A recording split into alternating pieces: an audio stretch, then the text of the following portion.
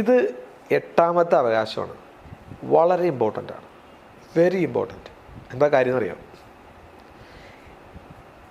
നിങ്ങളുടെ ചികിത്സയ്ക്ക് എത്ര രൂപയാവുമെന്ന് നേരത്തെ അറിയാനുള്ള അവകാശം നിങ്ങൾക്കുണ്ട്. എത്ര രൂപയാവുമെന്ന് എത്രയും നേരത്തെ മനസ്സിലാക്കി അതിനനുസരിച്ച് മനസ്സൊരുക്കണം. ദന്തചികിത്സ ലോകത്തെ ഏറ്റവും ചിലവേറിയ ചികിത്സയാണെന്നാണ് എല്ലാവരുടെയും വിചാരം. അല്ല, ദന്തചികിത്സ ചിലവേറുന്നത് നിങ്ങൾ ആദ്യം ഇതിനെ മൈൻഡ് ചെയ്യാണ്ടിരിക്കുമ്പോഴാണ്. പ്രിവെൻറ്റീവ് ഡെൻറ്റിസ്ട്രി, അതായത് പ്രതിരോധ ചികിത്സകൾ ചെയ്ത് കഴിഞ്ഞാൽ ഒരു പരിധി വരെ ദന്തചികിത്സ ചിലവില്ല. അത് ചിലവല്ല, ശരിക്കും അതൊരു ഇൻവെസ്റ്റ്മെൻറ്റാണ്. പ്രതിരോധ ദന്തചികിത്സകൾ ഒരു മൂലധനമായിട്ട് വേണം നിങ്ങൾ കാണാൻ. ഇൻവെസ്റ്റ് ഇൻ സ്മൈൽ എന്നാണ് ഞാൻ എപ്പോഴും പറയുക.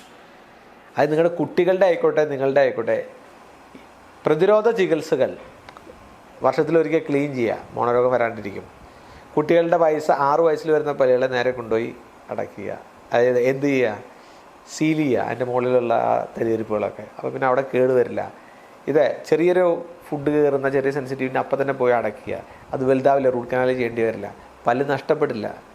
അപ്പോൾ ഇങ്ങനെയുള്ള പ്രതിരോധ ചികിത്സകൾ ചെയ്തു വരുമ്പോൾ അതിന് ചിലവ് കുറവാണ്. അത് റൊട്ടീനായിട്ട് 1-2 വർഷം കൂടുമ്പോൾ സ്ഥിരമായിട്ട് ചെയ്തു നോക്കൂ. അപ്പോൾ ദന്തചികിത്സ ഒരിക്കലും എക്സ്പെൻസീവ് അല്ല. അത് എക്സ്പെൻസീവ് ആവണതിൻ്റെ കാരണം നമ്മുടെ തന്നെ നെഗ്ലക്റ്റാണ്, അല്ലെങ്കിൽ നമ്മുടെ അറിവില്ലായ്മയാണ്, അല്ലെങ്കിൽ അതിന് എത്ര രൂപയാവും എന്നറിയാൻ പറ്റാത്തതാണ്.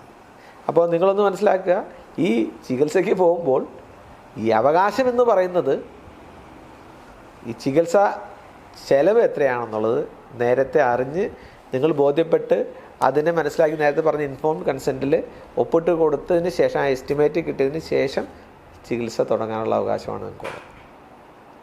8ാമത്തെ കഴിഞ്ഞു, ഇനി 9ാമത്തെ കേട്ടോ. 9ാമത്തെ, പ്ലീസ് സബ്സ്ക്രൈബ് മൈ ചാനൽ,